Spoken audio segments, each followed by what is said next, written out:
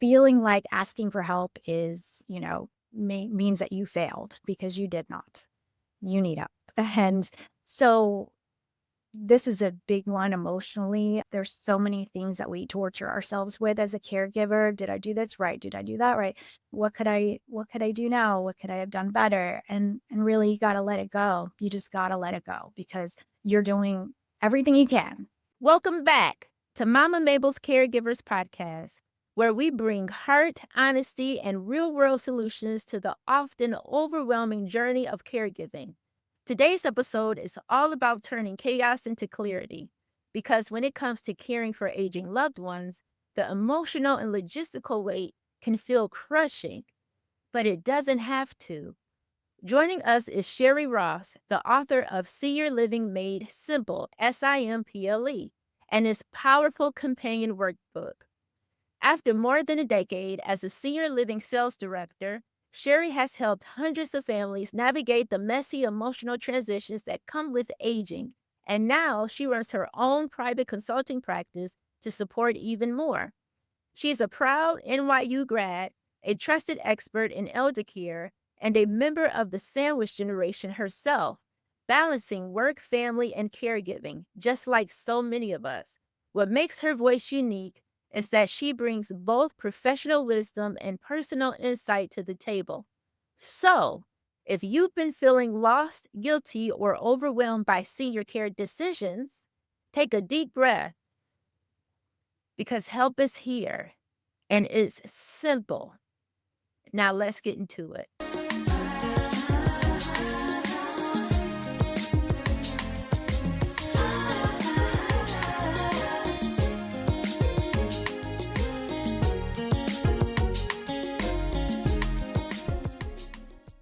Welcome, Shari Ross. How are you? Hi, Talisa. I'm good. How are you? I'm doing well. Thank you. Thank you so much for agreeing to come on and be a guest on Mama Mabel's Caregivers podcast on today. We really appreciate you being on here and we really look forward to this conversation. As do I. And thank you so much for having me. I really appreciate it. I love your podcast and your mission for caregivers. So I'm really excited to share my story as well and see how I can help in any way. Podcast family. This is going to be another great episode. So today we have Shari Ross on, and she is the author of Senior Living Made Simple as an S.I.M.P.L.E, which is trademarked because it's a special method. And she's coming on to just share her knowledge and her experience and ways to help with this method. You know how I do? Let's get right on into it. So, Shari, tell me about yourself. Well, I am currently living in Southern California. I've been here about 30 years and I'm originally from New York. I attended NYU and with the idea of actually going into acting a long, long time ago. And so I also minored in sociology and really enjoyed that as well, which came up later in life. Long story short, in LA, after acting for a bit, I ended up getting married, having 2 kids, and getting divorced, over a course of 7 years, and, I found myself being a stay-at-home mom, not really having, um, anything to go to after this divorce. I was kinda on my own raising these 2 kids, didn't know what I was gonna do. So, I kind of sort of just came into what I'm doing now in a very roundabout way. But it turned out to be the best thing, that could have happened. So basically, I started working in pharmaceutical sales and I started selling a medication called Namenda, which is used for Alzheimer's and dementia. To help slow down the process of that disease a little bit and take away some of its symptoms. And through that, I learned a lot, about just the brain and how all of everything works with dementia and Alzheimer's, and it really intrigued me. My grandmother had Alzheimer's disease, and I had always been around seniors growing up in high school when I stayed with my grandparents several summers and worked at a summer stock theater and basically was around seniors all the time. So something about it just intrigued me, and Once I saw an opening for a job at a senior living community that was specifically for memory care. I applied, I got the job, and I started working there, and it really, really interested me. Um, it was a lot working with only residents there that had dementia, but working with the families is what really, really intrigued me. And once I was there for a couple of years, I moved on to another community, assisted living community that was independent, assisted, and memory care. And, over, the course of 10 plus years, 13 years or so, I realized that the same questions kept coming up with families, and I would sit across from, these frantic, emotional, crying, just anxious, family members who were caring for their loved ones. Usually, it was for their parents or for a spouse, and, they all had, not to say that every story is not unique and special, but they had a lot of similarities in what they were looking for and what they didn't know. And so, I found myself, teaching them every time. Um, and so I eventually wanted to just write a book and talk about all of the things that I was seeing to hopefully try to prepare other people going through having to put their loved one in assisted living, or maybe keep them at home, or maybe a memory care, or to boarding care, wherever they may end up. I wanted to inform them of all the little things and tricks and knowledge that I gathered over the many years that I was working in this position as a senior living specialist. So that's where I just decided to come up with writing this book, but I wanted to infuse it with some humor. Because it is such a very deep topic and very, very emotional. So my book kind of talks to you like a real person, like I would talk to somebody across the desk at the community that I worked at. Um, because I feel like the biggest, most important thing is for us to not feel alone and to feel like we have the tools to equip, ourselves to make the right decisions and to care for our loved ones the best possible way we can. Bottom line is there's no perfect way, and it's going to be hard no matter what you do. We all, going through caregiving know this, and so we just do our best. And with the method that I kind of came up with, it's kind of helps you along the way to do that. Um, so that's kind of in a very big nutshell. There's so many other parts to this, but that's kind of the basics right there.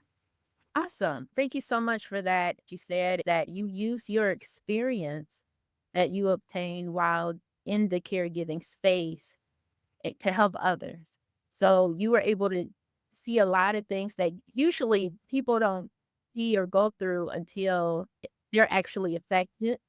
Right. So know that you were in that space and you were encountering the various issues and questions and situations every day, and then you decided to just take that and come up with a way to help others who will encounter that and or in the middle of.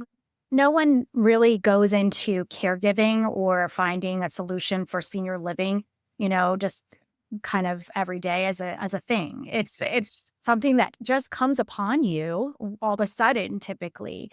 And so the best thing you could do is prepare yourself for that ultimate day when that does happen, because we all age, we are all getting older, and so we know it is it's inevitable that we're going to have loved ones around us that are going to need support in some way.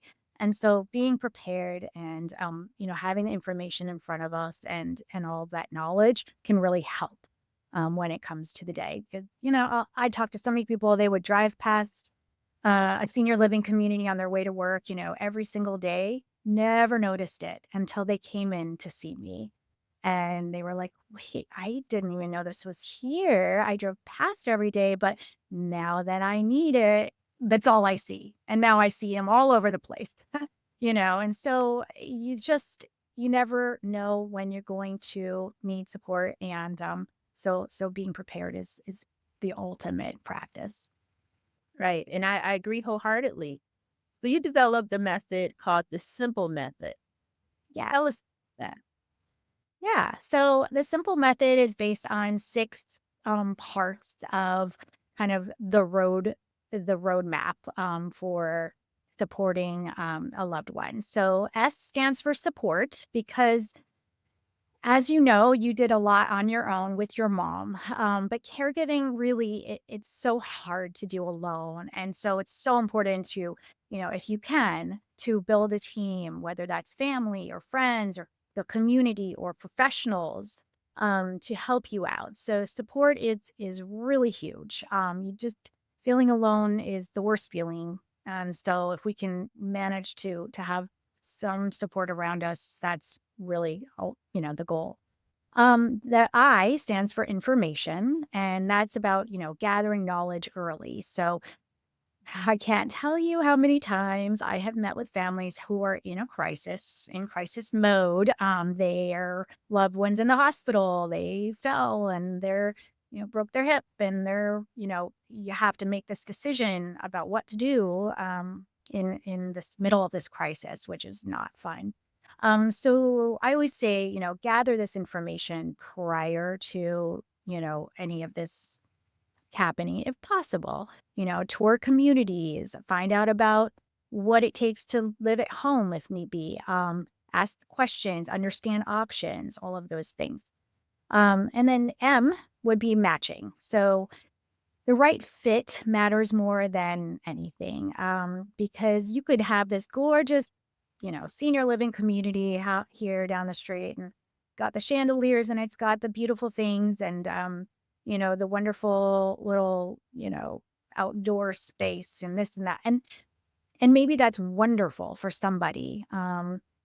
But maybe your loved one doesn't want to be around 180 other people. Maybe they just want to be around 5 seniors, and maybe a boarding care home is a better option for them.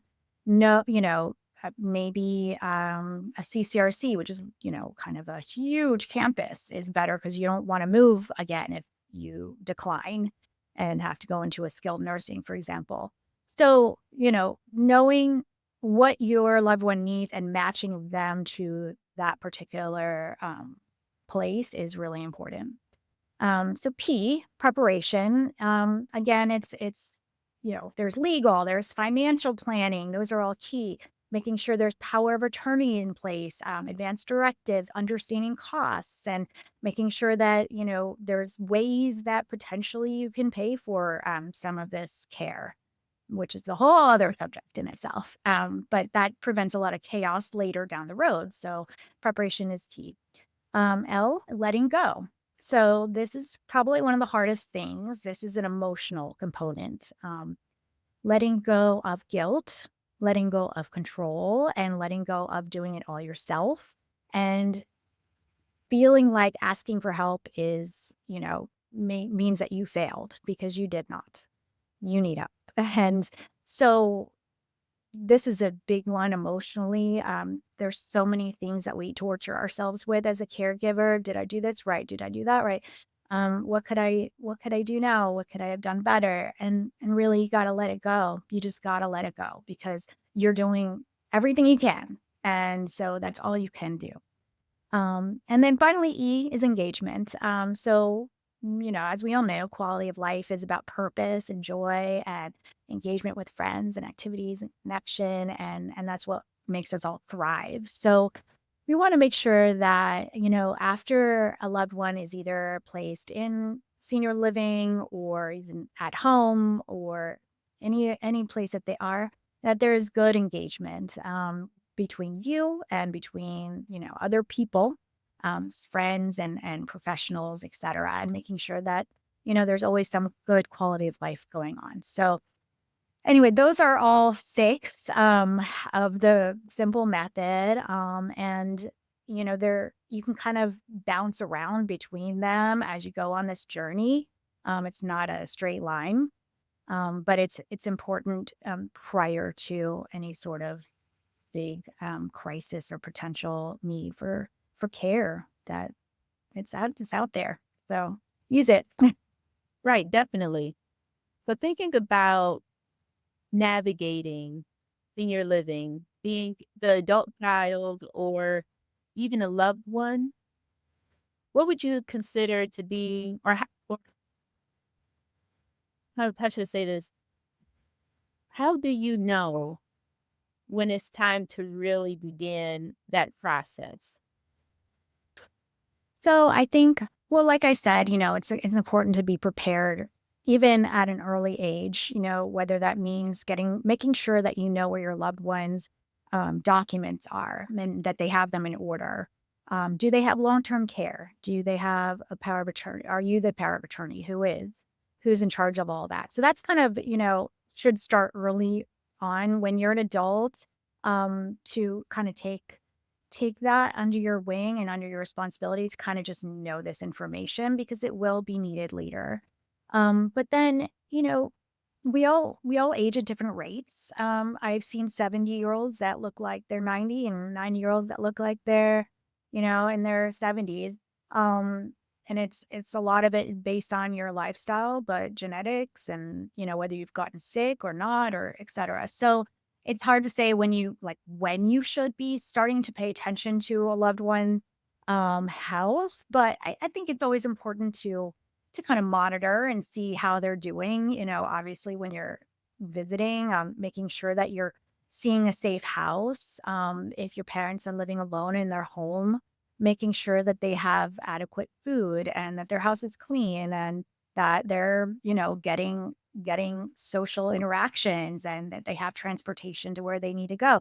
Now, if all of that starts kind of going by the wayside and you're coming and visiting them, let's say, and you're opening their fridge and they've got, 30-day-old meatloaf sitting there rotting and nothing to drink and just, kind of not living safely. Maybe you have gotten a few calls that they have fallen here and there and they're like going to brush it off and say, oh, I just tripped on I just tripped on this. So you go and you see, okay, well, is your rug like going to make you trip? Let's move this. Let's move this chair. Let's, make your home safe. But it sometimes isn't enough. And then you need to start looking at other solutions, whether that means bringing in caregivers to the home if it's a safe enough home and it's set up with ADA compliant, factors like wide enough for a wheelchair or a walker, perhaps, just safe. But if that's not the reality, which for a lot of people it is not, and there may not be resources or knowledge of how to fix that up, or maybe there's just no desire to, right? So then the next option is potentially finding a senior living community. In my eyes, just having been in this environment in this industry for so long, I am a huge proponent of senior living communities. Not for everyone, but for most people, I think it's an important place to be in order to get the social interaction that we all so need. I'll just a little aside. After COVID, or during COVID, with all the seniors and not being able to move into our communities, they were at home declining and they didn't get the socialization, the exercise, the cognitive stimulation, all of that. And we noticed it big time after COVID ended and they were allowed to, start moving back into communities. We got an influx of seniors who had declined so much because they weren't getting those things. So once they came to the community, now all of a sudden they're getting exercise, they're getting good food, nutrition, and most especially getting um, social interaction. And I know there's people out there that are gonna be like, "Oh, my dad is such a loner and he doesn't wanna be around a million people." And that's okay, and a lot of us don't. I love communities because you can go in your apartment and have your alone time and your peace and read paper and have nobody bother you, but then you can also go downstairs and have a beautiful dinner with friends that you've made, or go play cards or, You can go to the little salon and get your hair done. I mean, there's everything's at your fingertips now. So you don't have to worry that you don't drive anymore or you can't drive at night, right? Now you've got transportation to take you to the store or to the doctor's office. You've got 24/7, well, in assisted living anyway, you've got 24/7, care around you. So if something should happen and you should fall or you should not feel well, you've got someone there and that's just peace of mind. So I do advocate for senior living. I think it's a wonderful place for some people. Now on that note, there are so many different types of senior living, so, that goes back to matching, it could be a boarding care that you need, it could be a memory care only that you need, it could be a program for mild cognitive impairment, it could be, an independent living, so it could be a little cottage or something where you've got caregivers coming in here and there. So there's so many different options out there and learning about those options prior to, your parents needing it is important, or your loved one, whoever it may be, is important. So I just think that getting making I'll say it this way, observing your loved one, noticing signals that maybe they can't care for themselves as well as maybe they should be. And again, that could be grooming issues. It could be you're noticing smells in their home. You're seeing that they're having accidents. You're seeing that they're falling. Don't have the right food. They're seem depressed. They're sitting there watching TV day and night. That's just not the best way to live, for most people, I would say. We want quality of life. We've lived this long life, and now we're seniors, and we should go out with a bang, and we should have joy and purpose in our lives, and that includes healthy living and, social, interactions and just overall, um, you know, peace of mind that somebody's there for us, at all times, even if you can't be, if you live across the country, at least somebody's got an eye on your loved one. So that's kind of my spiel on that. I wanted to go back because I do have a father-in-law too. Okay. During this time, I've actually been going through those myself. I started to notice as I would. He lived in Florida. I live in California, so I can't see him all the time. But on the last few visits that I had, this is a few years ago, but the last few visits, I started to notice he definitely was declining. He's, 80 years old. His skin was like looking funny on his like legs. He had little sores and things like that. He definitely didn't seem very as sharp as he had been. He was forgetting certain things and he just seemed like he had slowed down quite a bit. I go to find out that he had fallen in his apartment a few times, and somehow had gotten up and he was okay. Well, I went out to dinner with him in Florida, and it was a couple years ago. And I said to him, Jeff, sorry, I shouldn't mention his name, but Jeff, um, what do you think about senior living? What do you think about assisted living? Like, would you consider moving? And he, who is the nicest guy you have ever met, actually got mad at me. I was, no, I would never, though, you'll never catch me dead in a place like that. I'm staying in my home, and that's the end of it. I'm fine. And I was like, okay, well, let's, talk about this. Like, what would make you feel better at home and be safe and all this stuff? And he's like, no, no, everything's great. I'm fine. Okay, well, the idea is I planted the seed, right? And I knew he wasn't going to, you know, feel good about it immediately, and that's okay. That's what happens with a lot of our loved ones. You might want to just plant the seed and then let it go. If they're going to get mad, you don't want to harp on it, but ask them. Don't tell them. Don't say, "Oh, you need to do this and you have to be this." That's just going to get them upset. You want to just ask questions that kind of probe, like, how do you see yourself in 5 years? How do you see yourself in 10 years? Or what do you think would make you feel more comfortable? how do you think you'd feel if somebody was doing all your laundry and your food cooking for you and driving you around? So just little prompting questions here and there, right? Well, anyway, long story short, a few weeks after that conversation, Jeff fell again and was on the floor for hours. And his brother, who also lives in Florida, somehow found him. I guess his calls went unanswered, and his brother came over and found him on the floor. He had broken his hip. Yeah. So he went to the hospital, had an operation, and obviously went into rehab right after that. And while in rehab, we called him and his brother was there and we went and visited him. And we were like, okay, well, it looks like the best option for you might be to move into assisted living from here. And guess what? He did not argue it. He was like, yeah, this scared me. This was not good. I don't want to be in that position where I'm sitting there on the floor for hours in pain, not knowing if somebody's going to come and help me. So he agreed. And it didn't mean that he was happy about it. He was not. But we had been researching places in Florida in his area. And so, he did move into an assisted living. Can I tell you, a year later, not even a year, 6 months later, different person. He is thriving. He is around new friends. He has made new friends where he was very lonely prior to this. He was doing nothing. He was in his apartment watching TV all day. He's eating 3 good healthy meals a day and he looks amazing. He like 10 years younger.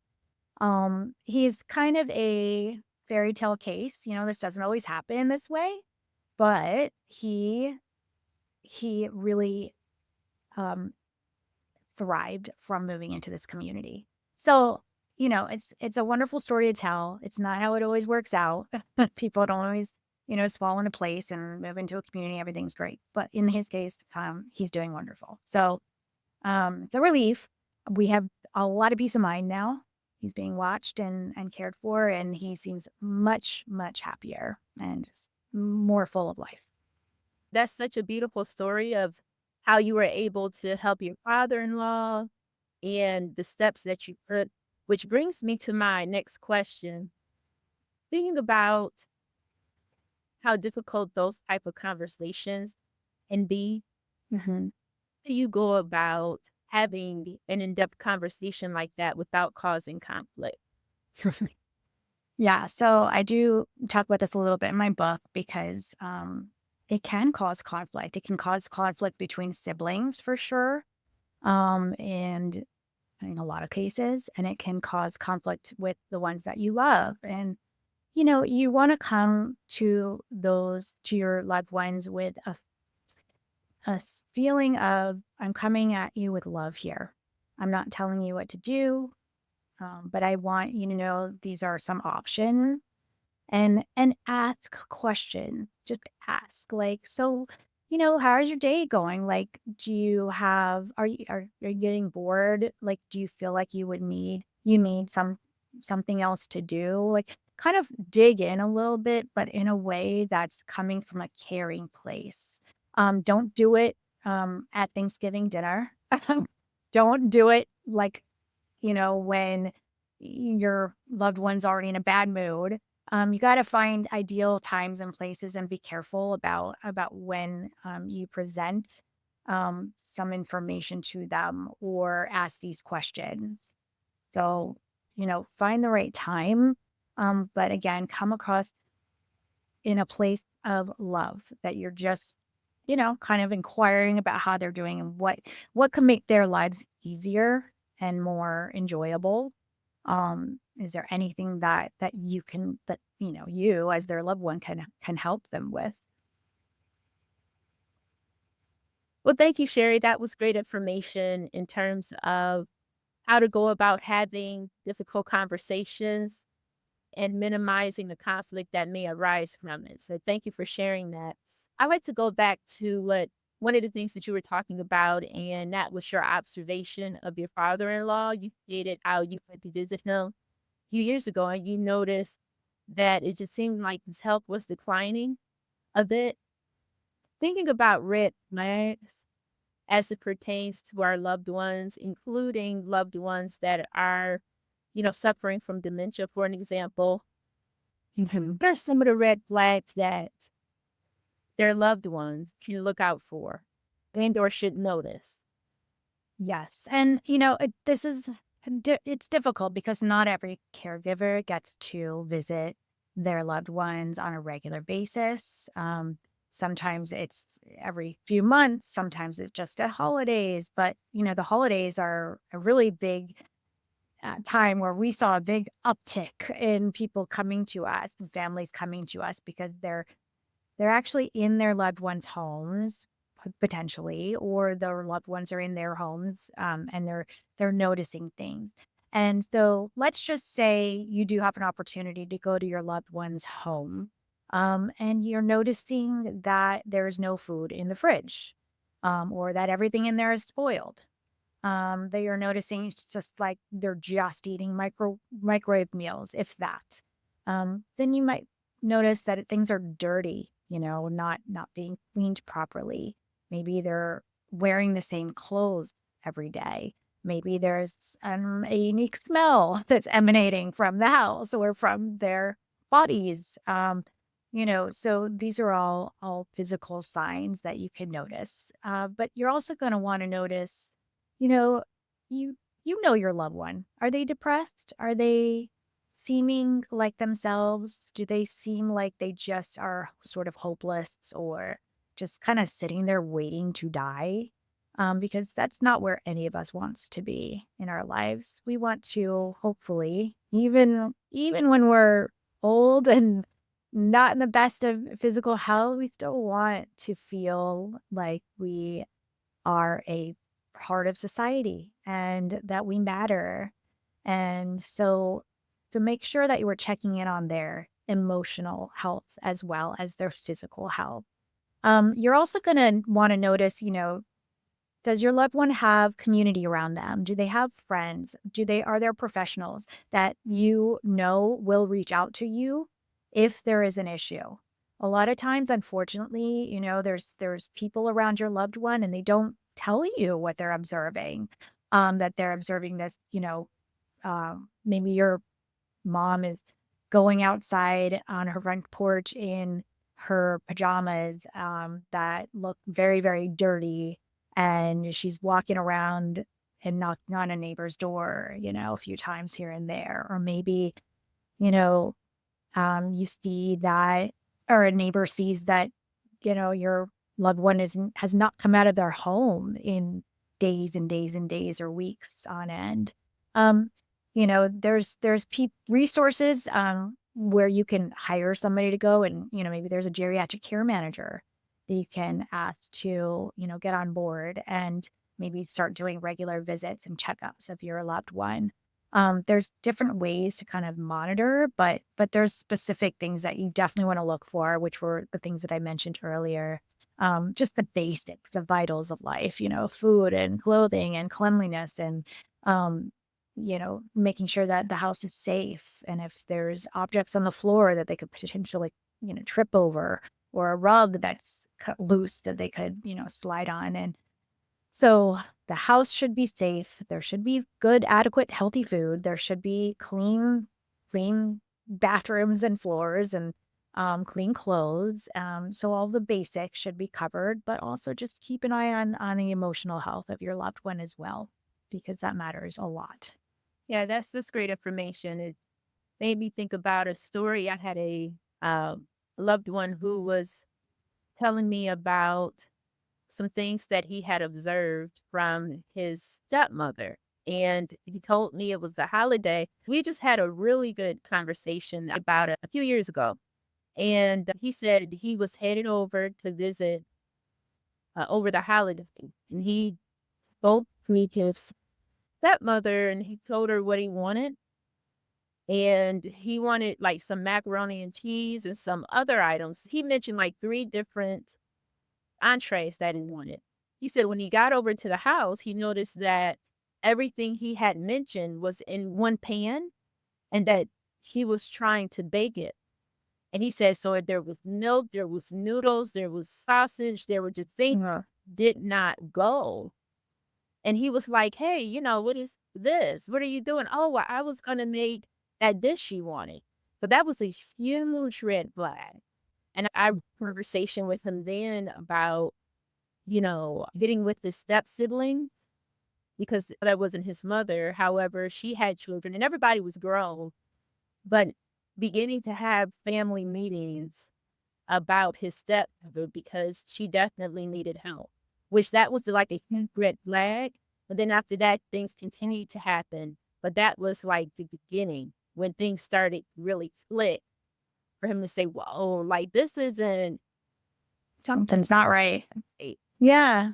And we know in our gut when something isn't right, and a lot of times we're too scared to act on it, and make something, happen with it, but we all know. We all know that if your parent, is microwaving a fork or, maybe keeps putting the keys or of something in the freezer, and I mean, we all do stupid things like that, and then we all forget, little things here and there, but if this is a more consistent thing and you're noticing all sorts of different ways that they're not quite right, then that's a big red flag. I mean, you got to take it seriously. And the other thing is too, even if your loved one doesn't have dementia, or maybe they're not needing like full on help with getting dressed and taking a shower and all of those things yet, that may come later. But even when they're independent, it doesn't mean they're necessarily independent, and maybe they do need a little bit of help because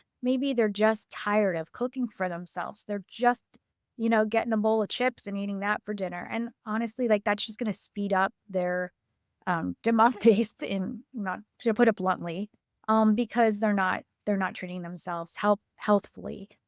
So even, like I said, they're still independent. They could still do their laundry, but maybe they don't want to. Maybe they're just tired of it.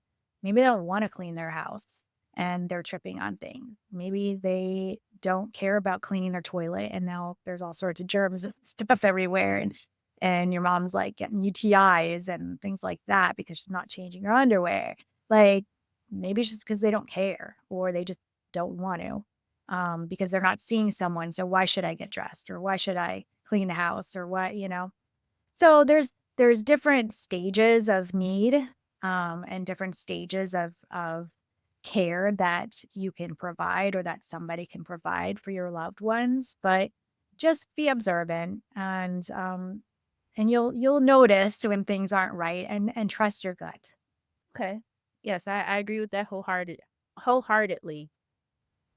Thinking about the podcast family, ask my special guest today, if the listeners could just take just one step today to feel more prepared, if the podcast family could just take one step today to feel more prepared, just for their parents' future or their loved ones' future, Mm. that be? I think that initially the biggest thing is preparation and information, that can be taken away from my simple method. So prepping, making sure that you have any and all documents in place and you know who is going to be power of attorney and you know who's going to be, what the advanced directives are, are your parents' wishes or your loved one's wishes at end of life or before end of life when potentially they're in the hospital. Do they want tubes? Do they want hospice care? Talk about those options with them. Be open. Really, really dig in and see what their desires are for that time in their life and what they have prepared for it. And if they don't have it all prepared, they need to. So maybe see how you can help with that. And the other thing is just so the other thing is information, is knowing what's out there. There's so many choices and so many ways to go with senior care, but it only helps you if you're prepared and informed of what's out there, well before anything should be needed. So look into what the difference is between assisted living and a CCRC and what does memory care mean and when does my parent need it and why. And so kind of really dig into what the resources are out there and what near you and who potentially could help as a professional in the event that you do need assistance. Um, get that information all in your head and get it down on paper and have a file, have a binder that gives you these options laid out in front of you so that you don't have to scramble and panic. And then the last thing I would want to say about that is, it's not, you can't just wrap it all up in a shiny bow. It's hard. It's hard being a caregiver. It's hard having parents who need help or a loved one who needs help, and nobody can do everything for them. And so make sure that you have a support system in place and also know that what you're doing is good enough and you can only do what you can do. And beyond that, that's it. I think there's nothing beyond that. Do what you can do. Do not try not to feel guilty about what you can't do. Enlist help, but having that preparedness, that information, that guide in front of you prior to any of this going down is is the key, I feel, to feeling good about it all. Okay, awesome. So podcast family, in addition to being an author, Miss Shari Ross also offers consultations. So can you tell us more about that? Yeah, I kind of found that when I was working in senior living sales, I didn't really care about the sales as much as I did about connecting with people. And, that sociology background, my mom's a therapist. I've had that influence in my life. So I started to realize that that connection with families and with people in need of information and just hand holding through this whole process, which can be a long process in a lot of cases, that appealed to me so much. I'm able to kind of relate to people pretty well, and you know hear them and listen to them and hear what their needs are and kind of try to find their solution for them. So, for those people that are going through this, that are just starting maybe to notice there's something going on with a parent or a loved one, or they're in the throes of it where they're, like, trying to maybe a parent's in the hospital right now and they're like, "I don't know what to do." Um, I can kind of give step-by-step guidance, on one hand, but also and information. But on the other hand, just that support, that knowing what you're going through and having seen it so many times with so many families, kind of knowing, like, where to point you and what direction you should go, perhaps then giving you options and just making you feel hopefully, a lot more confident in your choices, and just helping you to guide you through this whole process. So that's kind of what I offer. I offer, hour-long sessions or 15-minute sessions, on Zoom or over the phone, whatever is preferred, and kind of help people get through this period in their lives. I think all of us go through it at some point for the most part. So um, if I can help anybody, then that means the world to me. Awesome. And where can people find this information? Yeah, so I have the book, The Senior Living Made Simple book, and the workbook on Amazon, on barnesandnoble.com and walmart.com and all the places you can buy books online. So the workbook, we didn't talk about it, but it basically is an expansion of the book in terms of lists and checklists and then journal entries that or prompts that prompt you to journal, kind of go as you go through this whole process. And everything is based on all the chapters in the book. So you've got checklists for everything. And so for people who want to just stay organized or just need ideas and need organization, that workbook is really good for you. And then you can find my Calendly to schedule an appointment on my website, which is www.seniorlivingmadesimple.com. That's Senior Living Made Simple. I also have a Facebook with the same name. And on my website, if you just scroll down, you'll see a little place where you can schedule the appointments. Or you can, email me and, ask me some questions, and I'm happy to help out in any way I can. Okay, great. That's great information. So, podcast family, Sherry just stated again that she does have a book. You can find it on Amazon as well as Barnes and Noble. The workbook that accompanies the book that she wrote, which helps to walk you through each process. In addition, she does offer counseling, consulting, and that information can be found on her website. All of this information will be listed in the description of this episode. So you'll easily be able to just find it. The links will be there. You can click on that. And Miss Sherry is actually doing something very special for the podcast family as it pertains to the consulting that she offers. Yeah, so normally, the charge for the 50 minutes is 199, and so for anybody listening, I'm happy to offer it for $100 off, so $99 for that time, to really explore and go into kind of what's going on and see how what solutions we can come up with for you. That's great. Thank you so much for offering just the podcast family that special deal. Podcast family, this is very important. This comes from my heart. I do my best to bring on guests that, can offer special services for you and can share their experiences with you so that while you're going through the caregiving journey, it'll be easier for you. It can be easier for you.